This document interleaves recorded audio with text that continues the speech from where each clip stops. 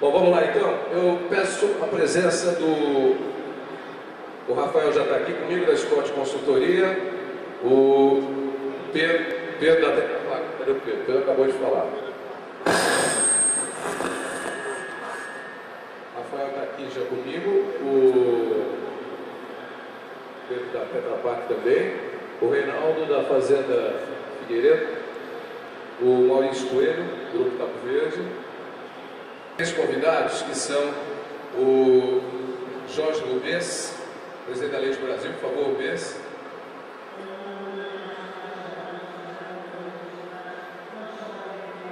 O Rodrigo Alvim,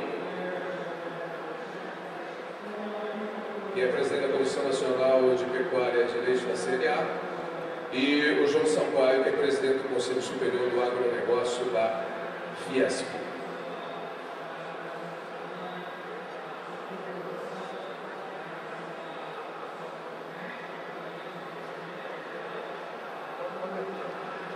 Falta uma cadeira.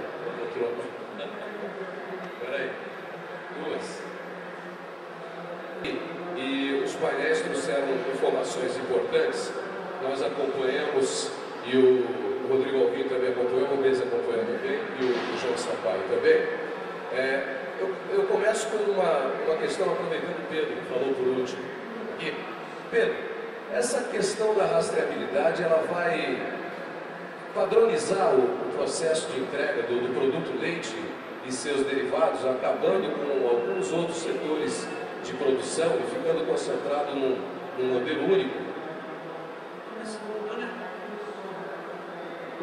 Não necessariamente, né? Até porque quando a gente pega, por exemplo, uma Aurora, né, são 70 mil famílias, então a gente vê bastante produtores ali, cada um faz de uma maneira. Então, eu acho que não dá para falar que um sistema vai conseguir ter um impacto tão grande na cadeia e nem o objetivo final dele. Acho que existem outras maneiras de se trabalhar essa questão. Ok. Deixa eu aproveitar o Rodrigo Alvim, que está ali na ponta, microfone, precisa passar para lá esse aqui. Rodrigo, a gente estava acompanhando ali um pouco da exposição da Fazenda Figueiredo, e você ficou espantado com alguns números que nós temos lá e o percentual de crescimento dele de ano para ano. Porque antes nós tivemos o Maurício Coelho, do Grupo Cabo Verde, falando também, e o resultado do Maurício também é bastante positivo. E nós temos aí dois modelos que são bem distintos. Nós temos a produção a pasto, né, e nós temos a produção do freestyle. E essa é uma, não diria uma guerra, mas é um ponto polêmico entre a produção de leite no Brasil. E o que a gente vê é que no freestyle e no apasto, embora o Maurício tenha que colocar praticamente duas vacas para um no freestyle, nós temos os resultados finais muito parecidos. Essa escala de produção é um modelo que deve ser seguido pelos produtores de leite? Bom, queria agradecer primeiro o convite, a oportunidade de estar aqui mais uma vez em São Paulo, Feileite, parabenizar os organizadores do evento. Otávio, eu acho o seguinte, isso aí, cada caso é um caso. Quer dizer, tem quem produz leite a pasto, é extremamente competitivo e eficiente do pasto e que não consegue produzir leite com vacas confinadas. E tem gente que faz a opção por leite em animais confinados, em freestyle, e é, enfim, eficiente, competitivo e capaz desse tipo de produção. Eu acho que essa discussão não interessa. O que interessa é quem souber fazer de uma forma que faça dessa forma. O interessante é que todo mundo ganhe dinheiro, naturalmente, né? E certamente que muito pouca gente tem competência, tem eficiência de produzir leite em freestyle no Brasil, com as nossas características, enfim, do país tropical e outras coisas, que trazem vantagens para uma produção a pasto. Pouca gente tem essa competência, mas quem tem, não é só o Figueiredo, tem outros produtores do Brasil que produzem muito leite em freestyle. Eu acho que é isso que interessa. O que interessa é que as pessoas tenham renda na atividade. De que forma que produzem, cada um faça a sua opção. Deixa eu aproveitar aqui então o representante da Castrolanda, que está aqui do meu lado. Essa questão do freestyle e do apasto.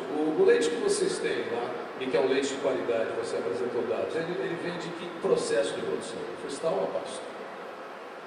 Na verdade, a gente tem algumas propriedades com gado confinado em freestyle, mas o que é mais importante dizer é que são pouquíssimas propriedades que a gente consegue identificar dentro da dieta total dos animais mais do que 15%, 10% de ingestão de matéria seca vinda da pastagem, ou seja, o animal colhendo essa forragem na pastagem, né? Então o que a gente vê é que realmente essa questão, eu concordo com o Alvin, quer dizer, acho que o que faz a diferença aí não é o sistema de produção, mas é a capacidade do gestor do sistema, né? É como é que ele trabalha com os seus recursos, as decisões que ele toma no dia a dia, é isso que vai fazer a diferença no momento entre ter resultado e não ter resultado. Pode ser que esse cenário mude e pode ser que o cenário que vem aí para frente vire um cenário que restrinja um ou outro sistema. Mas o que a gente tem lá é, basicamente, esses animais, 70% da sua dieta, 80% da sua dieta é oferecido a esses animais no coxo. Deixa eu aproveitar o Rubens, que está aqui também, o Jorge Rubens, presidente da Leite Brasil.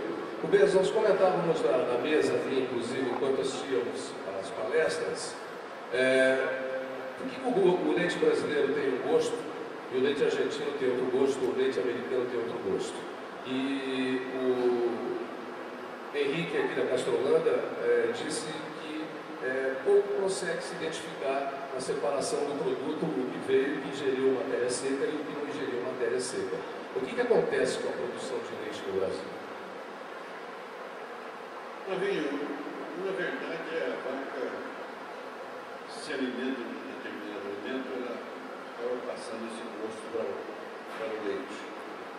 Como é que a USP está fazendo o estudo de fazer o leite funcional?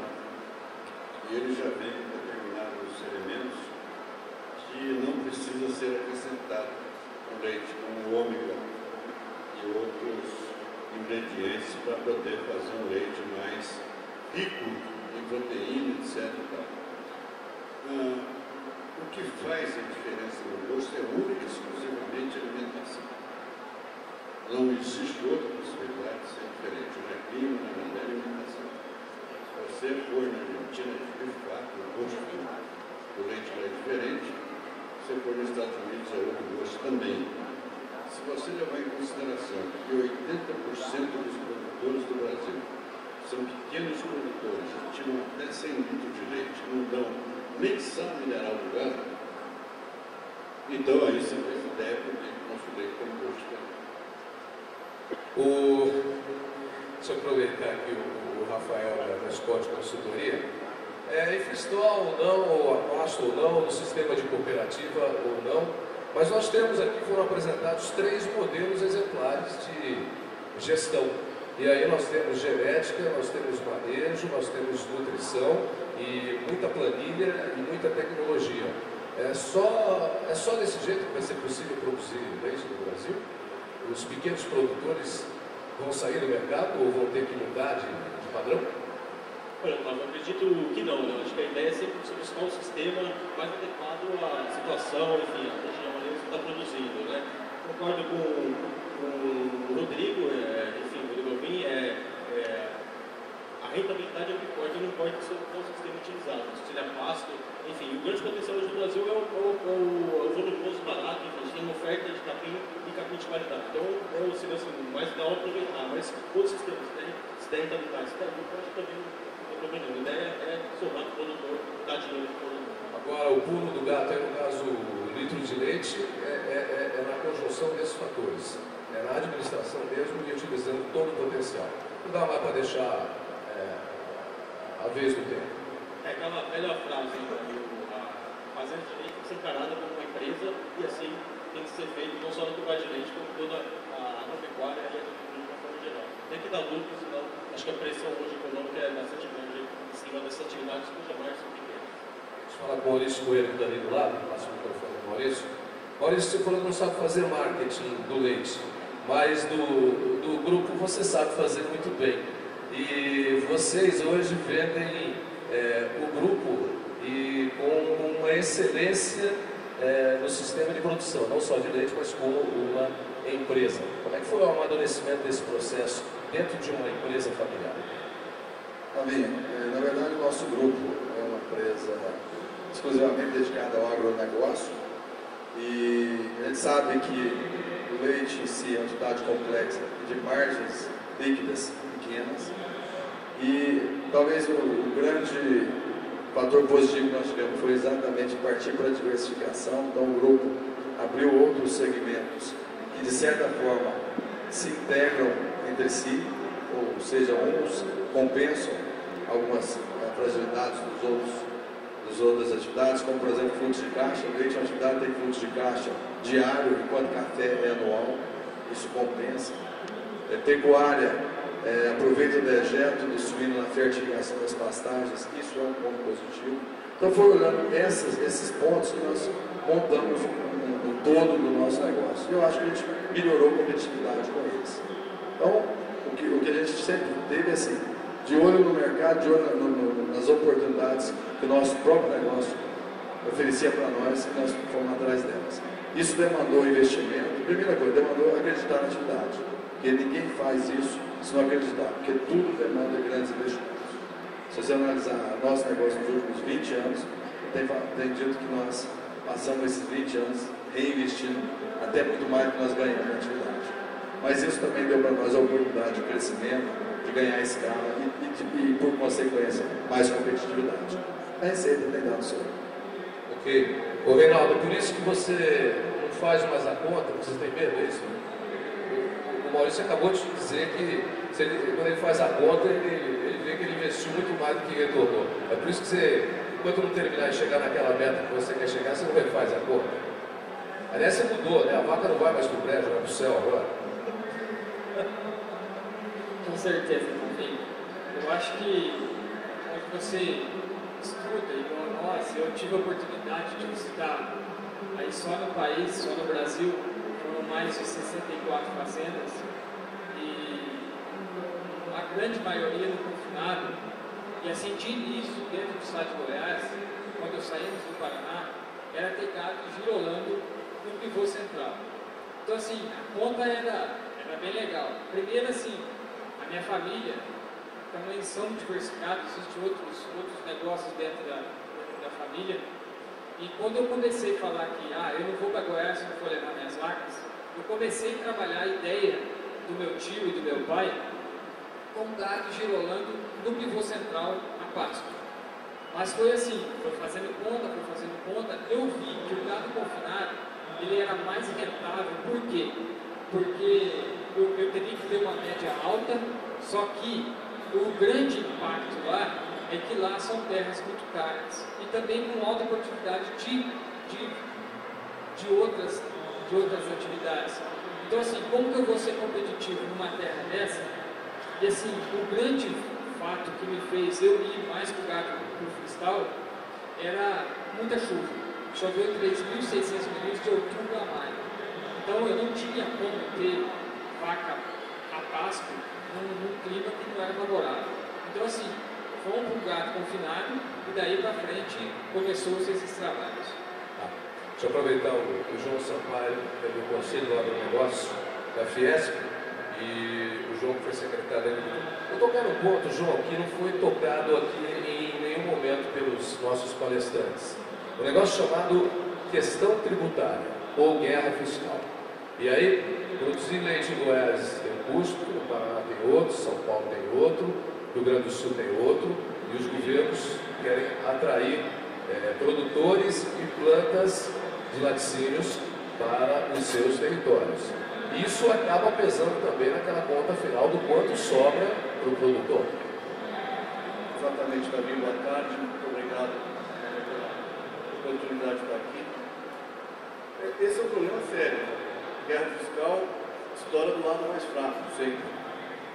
A gente convivia aí ao longo desses últimos anos, embates permanentes entre São Paulo e Minas, São Paulo e Goiás, Rio, Minas. Então, Minas mexia na tributação, perdia laticínio, crescia a produção lá, diminuía aqui, aí o Rio mexia. o pessoal ia para o Rio, Goiás corrigia, voltava para Goiás, e quem perdia, invariavelmente, era o produtor. E uma coisa que a gente acaba percebendo é que o produtor acaba se envolvendo muito pouco com esse tema, com o tema que passa ao lado, e assistindo aqui as palestras, olhando aqui os números do Figueiredo, você vê que uma correção nisso pode ser mais do que a margem que a atividade apresenta. Então, essa questão é muito importante. O Rodrigo Alvim acabou de me dar mais uma aula aqui sobre essa questão tributária, e falando de PIS/COFINS. O PIS/COFINS incidente na nação do gado pesa muito e que pode representar, em alguns casos, até 4 ou 5 centavos na rentabilidade do produtor. Então, é um tema que precisa ser olhado com mais profundidade. Os produtores precisam se engajar, as entidades. A CNA tem trabalhado bastante esse tema, mas os produtores têm que estar atentos a isso, porque realmente isso, Otávio, tem significado perdas enormes. O Jorge Luiz e a Leite Brasil que sempre trataram desse assunto comigo, e é um assunto muito importante, volto a insistir. Muitas vezes é maior do que a rentabilidade apresentada na atividade. Ok, Rafael, seria talvez esse também um dos fatores que estariam fazendo migrar ou sendo criadas novas bacias leiteiras no país, esse fator tributário? Até nós mostramos aí na apresentação uma figura que mostra aí regiões do Norte e Nordeste que hoje tem um crescimento acima da média do país, né? Não só essa questão de imposto, mas também são regiões que oferecem hoje oportunidades, tanto de clima, enfim, condições climáticas que a produção de leite, enfim, tem hoje também a alimentação próxima, no caso aqui da alimentação, os diversos fatores, não só a própria questão tributária, mas também a possibilidade aí hoje de mercado, enfim, bacias que vem crescendo também na produção, uma maior oferta de leite aí nas indústrias. Você tem a presença de grandes indústrias, praticamente todas as regiões do país, produzindo leite. Ok. Rodrigo Alvim, a questão da capacitação de mão de obra, isso tem sido citado constantemente e é na ponta do triângulo aí do manejo que se encontra um dos principais problemas da pecuária leiteira do Brasil hoje. Eu lembro que nós conversando com você recentemente, inclusive, nessa questão da contagem de células somáticas, foi criada uma meta que vocês dizem que é impossível de se atingir rapidamente, principalmente por conta da falta de capacitação de mão de obra. Você não está me fazendo uma pergunta, você está me provocando uma palestra. Mas você vai ter que responder em 1 minuto. A questão da mão de obra, eu acho que o pior do que o treinamento da mão de obra, que realmente é uma grande demanda do setor, é hoje a carência da mão de obra. Não tem a mão de obra. Não tem mais o homem para ser treinado. Essa que é a grande dificuldade. O Senar, os 6 principais países produtores de leite do país, nos últimos 5 anos, ou seja, de quando foi implementada a instituição normativa para cá, treinou 368 mil funcionários de propriedades rurais nos 6 estados mais produtores de leite do país. E nem assim nós conseguimos atingir, aí, no último dia 30 de junho, ou 1º de julho, as metas que foram impostas sobre nós, num desafio espetacular, porque nenhum país do mundo, em 6 anos, atingiu os padrões de qualidade, 100 mil unidades formadoras de colônia e 400 mil células somáticas, que é o que queriam que o Brasil tivesse feito, porque a IN 51 é de julho de 2005. Nenhum país teve esse avanço. Os Estados Unidos têm até hoje 750 mil células somáticas, o Canadá, se eu não me engano, é 400 ou 500 mil células somáticas, que são os países mais evoluídos do mundo na pecuária leiteira. Então, falta pessoas para serem treinadas. Mas mesmo assim, o Senar está fazendo a sua parte.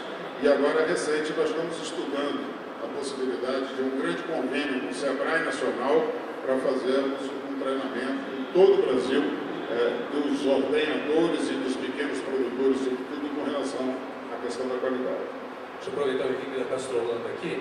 Henrique, eu conheci o processo de produção de vocês no ano passado e nesse ano também.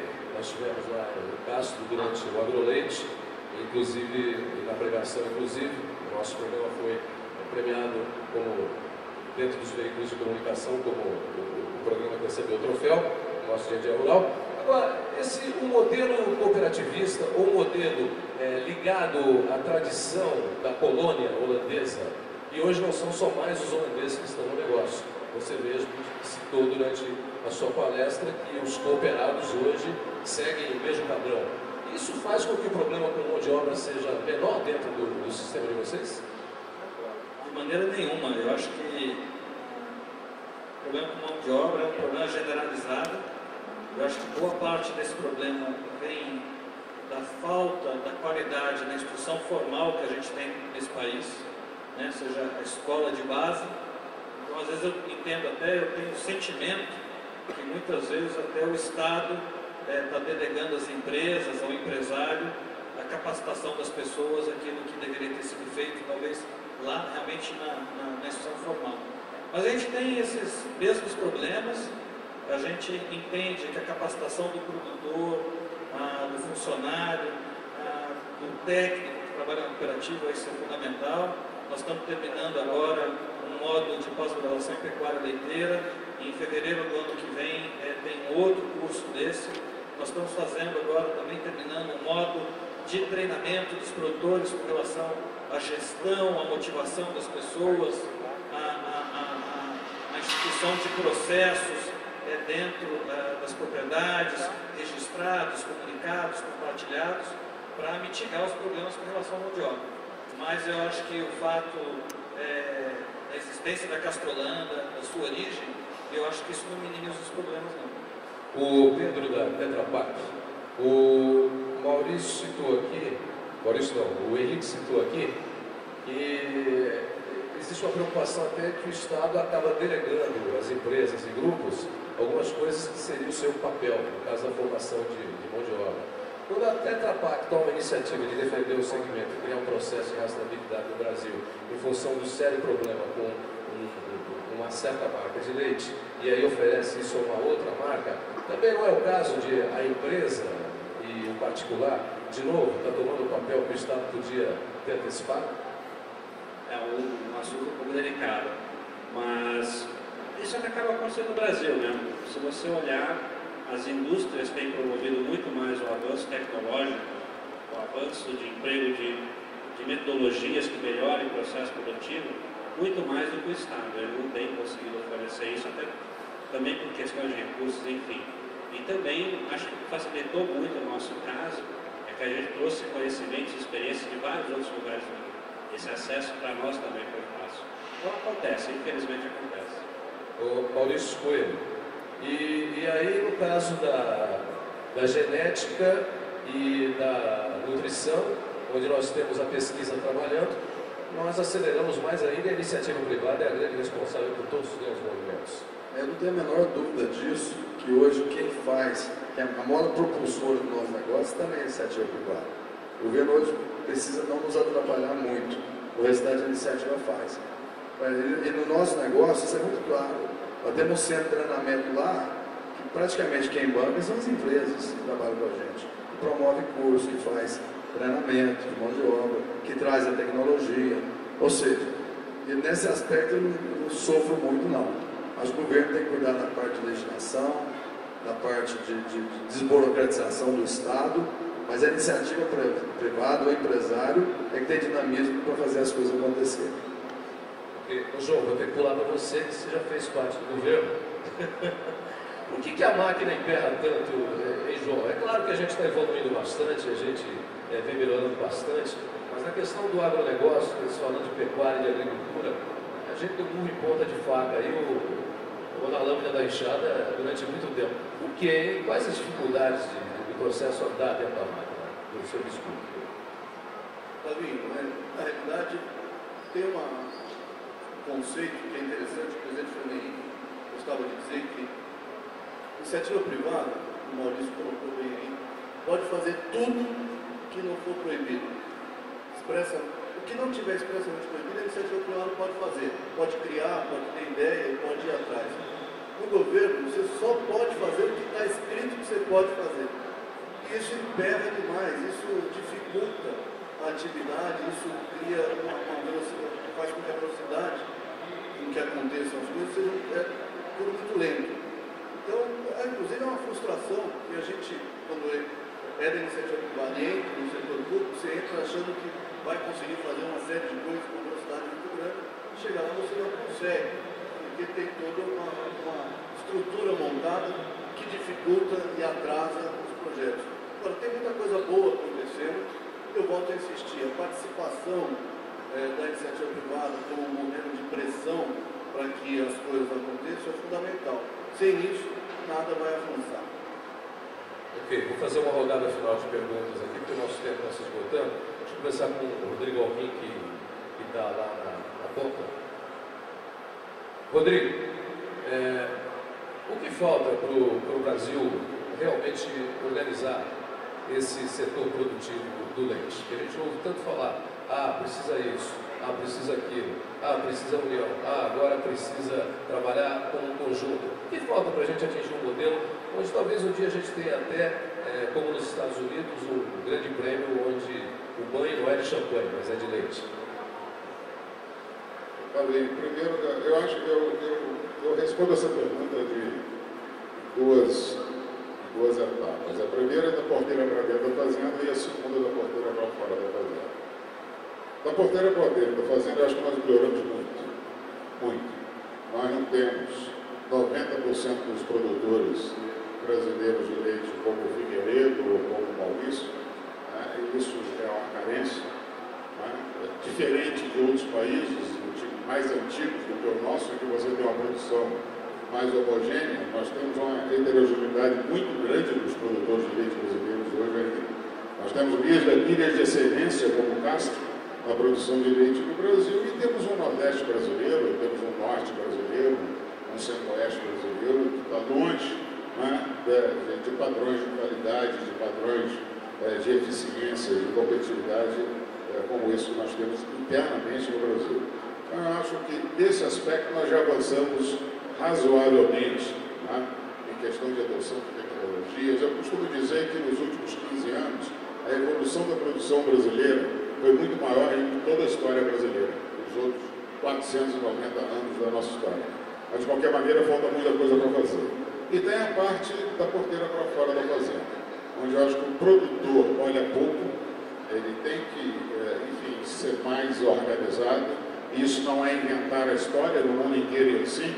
Você vai para a Nova Zelândia, você tem 100% do leite em cooperativas, você vai para os Estados Unidos, é mais de 84% do leite em cooperativas, na Europa é 80% do leite em cooperativas, e nós estamos achando que a nossa relação com a indústria deve ser individual, cada produtor ter uma relação individual com a indústria. Eu acho que isso é um risco, nós precisamos de amadurecer um pouco isso e avançar um pouco isso. O Sul é diferente. E o Sul é diferente porque a colonização do Sul é diferente.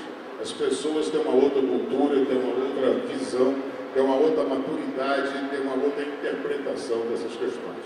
Então, eu acho que a outra questão também que falta são a questão das políticas públicas.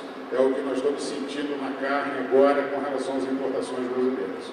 O Brasil acha que o Mercosul é o que há de melhor no mundo. E, no entanto, não é assim que os nossos hermanos interpretam.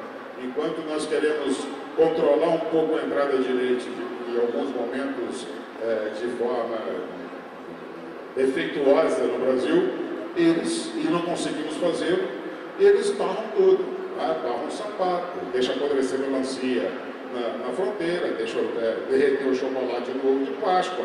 E nós temos que entender, nós brasileiros temos que respeitar o Mercosul. Ninguém respeita, todo mundo só respeita diante dos seus interesses. Faltam políticas públicas e falta uma maturidade maior do produtor, na minha visão, sobretudo numa visão fora da fazenda, fora da propriedade, fora do seu dia a dia. João Sampaio, do ponto de vista de políticas públicas em relação ao leite, as normas que vêm sendo criadas e os padrões que têm sido colocados como metas, eles são possíveis de serem cumpridos? Ou nós estamos legislando do alto da colina na Suíça para um setor que sequer se organiza lá embaixo? Acho que tem um pouco de tudo também, né? Sem dúvida nenhuma, muitas normas são feitas sem que se atente para a grande realidade dos produtores. Ou você faz uma norma, Brasília se pensa numa norma que atende o produtor cooperativo cooperativado e com tamanho de propriedade, tamanho de rebanho, que no sul é representativo, quando você vai para o centro-oeste, para o norte, o nordeste é completamente, absolutamente diferente. Então o Brasil é isso, né? O Brasil tem essas nuances, essas diferenças, e isso é realmente um desafio. O Rodrigo colocou bem isso aqui, da porteira para fora a gente tem que avançar, que melhorar muito. Temos políticas públicas de comércio exterior. O Rodrigo colocou aqui também o Mercosul, mas a gente tem uma série de outras negociações que a gente poderia ter um ganho de eficiência e de rentabilidade para a questão do leite, e isso infelizmente não é feito. Para falar com clareza, na maior parte das vezes o leite não faz parte da pauta principal de negociação do Brasil. A gente está muito preocupado em estar negociando carne, grãos, açúcar, e o leite acaba ficando como um pouco esquecido. Isso precisa mudar. Então tem muita coisa a ser feita e precisa de uma participação mais efetiva de todos. Ok, Maurício Coelho, você concorda com isso? Vamos usar o exemplo aí do Girolando, que vem fazendo um trabalho excepcional nos últimos anos e colhendo os resultados positivos, e usando até o exemplo do seu grupo e da sua fazenda, onde um trabalho de união e acerto do ponto de vista do objetivo colocou o grupo em destaque? Não, de certa forma concordo, e ao mesmo tempo eu acho que tem ainda muita coisa para ser feita. O que o Girolando vem fazendo como associação é tentar correr atrás do que a raça cresceu. A raça cresceu muito mais do que a nossa própria capacidade de geri-la. Então nós estamos correndo atrás de fazer a associação forte. Muita coisa precisa ser normalizada. Eu acho que nós temos hoje dois grandes desafios. O primeiro é o teste progênio, porque a raça só se consolida à medida que nós tivermos touros provados com confiabilidade para o mercado usar. E o segundo grande desafio é levar essa genética para os outros países. Nós só conseguimos entrar nos outros países se a relação governo, aí eu acho que entra realmente políticas públicas que precisam ser feitas, acertar os acordos comerciais. Nós sabemos que o comércio internacional é mão de via dupla. Você não só vende, você vende e compra, você troca comercialmente. Então, isso é função de governo fazer. Eu acho que muita coisa vem sendo feita. Nós estamos mostrando o nosso produto para o mundo, mas o comprador lá tem que requisitar o nosso produto para que efetivamente a transação aconteça. Então, precisa aí os dois setores trabalhar juntos. Pedro, da Tetra Pak, a rastreabilidade é uma exigência e a tecnologia, a rastreabilidade só anda com a tecnologia. Isso vai estar acessível a todos os produtores? Não. Custo acessível? Ela não anda só com a tecnologia. A gente tem outros casos de outras cadeias, como por exemplo o pão de açúcar, já tem rastreabilidade para frutas, legumes e verduras. E o nível de tecnologia que eles têm é um computador só em cada produtor, o resto é manual. Então vem muito de conscientização e processo. A tecnologia ela só facilita esse dado. Então, falar que ela depende, eu acho que não. Isso é mais uma questão de vontade de querer fazer. Ok. Henrique, da Gastrolândia, para terminar. Vocês hoje trabalham... Pode pegar o microfone ali. Vocês hoje trabalham na consolidação de marcas Gastrolândia, depois de consolidar a cooperativa e o cooperativismo no grupo. Esse é o objetivo maior, e inclusive depois, talvez até fugir da produção para terceiros, criando uma marca exclusiva, ou não? No momento não. Dentro da nossa estratégia está muito claro que nosso objetivo é produzir marca de terceiros, porque a gente sabe das nossas fraquezas em relação à entrada no mercado de atacado e varejo. Esse é um mercado que você precisa ter muita experiência, né? Então a nossa estratégia nesse momento é justamente ter a marca Gastrolândia, colocar esse produto disponível no mercado, com posicionamento de mercado de um produto com qualidade, que realmente é. Ou seja, nós já temos um leite bem acima da média de qualidade do mercado, e o que vai na caixinha nossa é o melhor que a gente tem. Então esse é o objetivo, fazendo isso lentamente. Pode ser, quem sabe, daqui a 30 anos, daqui a 40 anos, a nossa fábrica não tenha valor algum e a marca tem um valor muito grande. Deixa eu aproveitar o Reinaldo Figueiredo ali. Reinaldo, quer dizer que então muita gente reclama do preço do leite, mas você diz e garante e prova que o leite é melhor do que o milho. Tá bem, outra fatos do argumento, né? Isso eu acho que ficou bem. Você disse. Mas assim, eu acho que, voltando um pouco nesse mercado, eu acho que o que mais estimula qualquer investimento em qualquer área é a sua lucratividade. E hoje, o leite, se você for pensar, é uma alternativa é legal de se produzir. Eu falo para você, não é fácil. Por quê? Porque a margem é muito estreita e assim, e a dificuldade de se produzir leite hoje é muito alta. Então você tem uma atividade com baixa remuneração e com muito trabalho. Eu acho assim, só vai ficar mesmo quem é muito apaixonado pelo negócio. Por quê?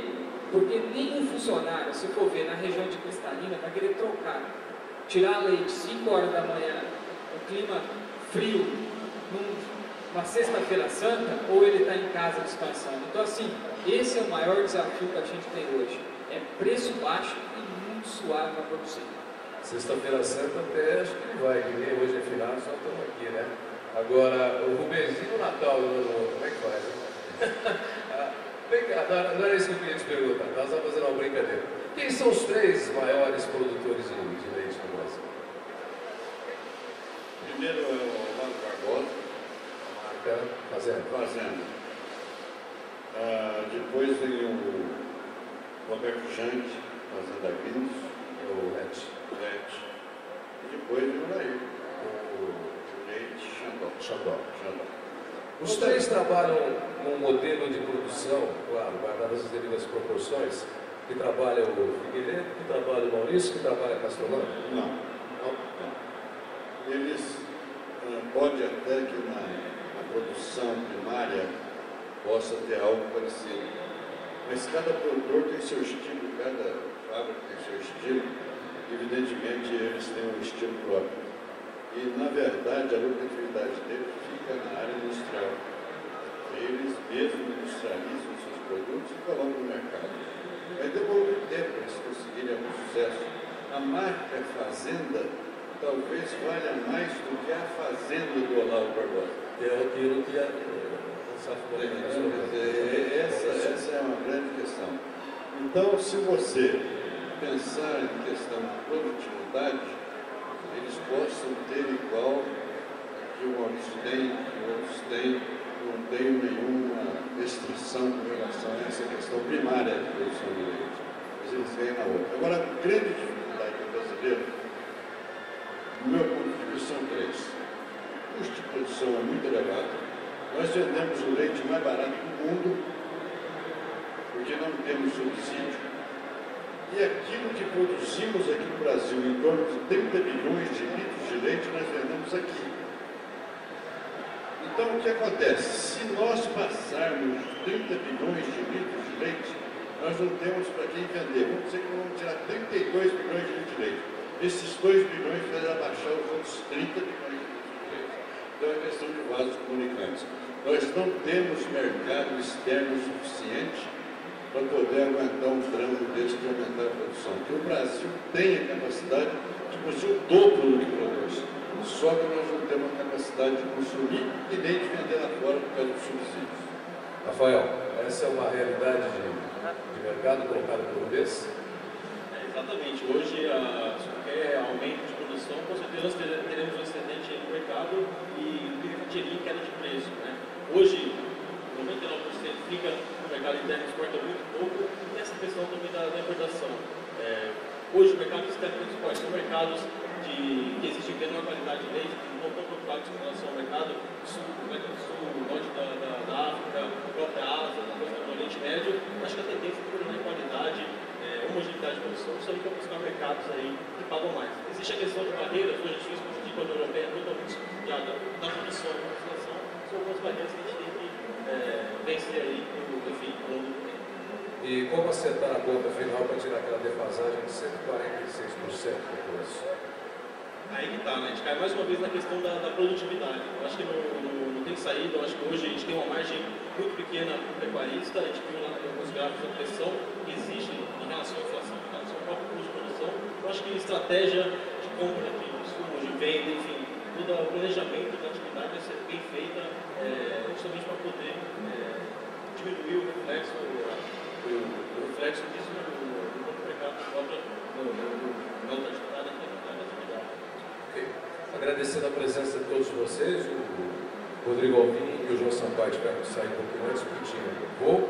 Agradecendo a Neutron, a MSD Saúde Animal, que nos proporcionaram esse workshop NFT Feileite, junto com o nosso canal Terra Viva. E agradecendo os nossos participantes, Rafael Ribeiro, Scott Consultoria, Maurício Coelho, Grupo Cabo Verde, Henrique Junqueira, Castrolanda, Reinaldo Figueiredo, Fazenda Figueiredo, o Pedro Gonçalves, da Tetra Pak, o João Sampaio, do Conselho do Agronegócio da Fiesp, o Rodrigo Santana, Alvim, da Comissão Nacional de Pecuária e Direito da CNA, e o Jorge Gobes, presidente da Blitz Brasil. Muito obrigado a todos e uma salva de palmas aqui aos nossos palestrantes.